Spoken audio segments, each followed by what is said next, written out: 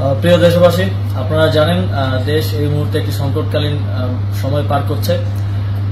Fascist Sheikh হাসিনার বিরুদ্ধে এক দফা আন্দোলন এবং আন্দোলন পরবর্তী বিভিন্ন ধরনের সহিংসতার কারণে ইতিমধ্যেই আমরা ক্রান্তিকাল পার করছিলাম। আপনারা জানেন দেশের লক্ষ লক্ষ কোটি টাকা পাচার হয়ে গেছে, লক্ষ লক্ষ কোটি টাকা ঋণের মধ্যে দেশ রয়েছে। এই মুহূর্তে আমরা দেশের দায়িত্ব নিয়েছি, কিন্তু 15 দিনের মাথায় একটি বড় প্রাকৃতিক এবং একই সাথে মানবসৃষ্ট দুর্যোগের মুখোমুখি আমরা হয়েছি।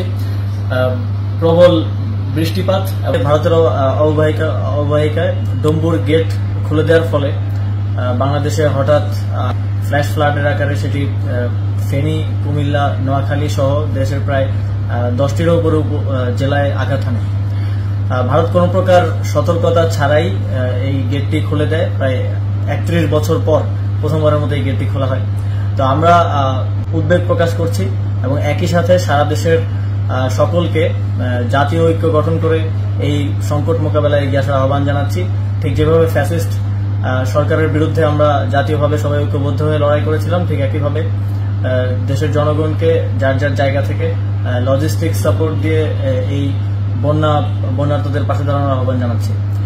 আপনারা জানেন ইতিমধ্যেই আমাদের ত্রাণ ও দুর্যোগ ব্যবস্থাপনা মন্ত্রণালয় কাজ করে যাচ্ছে এবং যুব ও ক্রীড়া মন্ত্রণালয় থেকে আমাদের প্রায় 18,500 যে রেজিস্ট্রেড যুব সংগঠন আছে তাদেরকে আমরা নির্দেশনা দিয়েছি তারা যেন বন্যার্তদের পাশে দাঁড়ায়।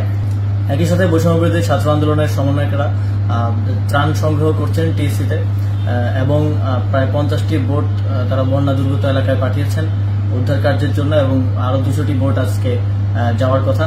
তো সার্বিকভাবে সারা দেশের জনগণকে আবার আহ্বান জানাই, যারা ব্যবসায়ী আছেন আপনাদেরকেও আহ্বান জানাই, দেশের এই সংকটকালে আপনারা এগিয়ে আসুন এবং এই পরিস্থিতি মোকাবেলায় সকলে ঐক্যবদ্ধ হয়ে সহযোগিতা করুন।